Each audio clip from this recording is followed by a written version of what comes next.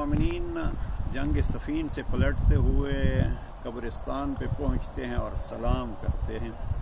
ہم بھی ایک قبرستان میں بیٹھ کے جناب امیر المومنین کے اس سلام کو دہراتے ہیں، اور جناب امیر علیہ السلام فرماتے ہیں، یا اہل الدیار الموحشہ، اے وحشت افسا گھروں والوں، اے اجڑے مکانوں والوں اور اندھیری قبروں کے رہنے والوں، اے خاک نشینوں، اے عالم غربت کے ساکنوں، اے تنہائی اور الجھن میں زندگی بسر کرنے والوں، تم تیز رہو ہو جو ہم سے پہلے آ گئے، اور ہم بھی تمہارے نقش قدم پر چل کر تم سے ملنے ہی والے ہیں۔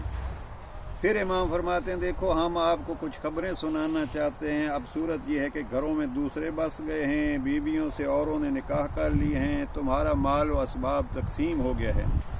یہ تو ہمارے یہاں کی خبر ہے، اب تم کہو کہ تمہارے یہاں کی کیا خبر ہے۔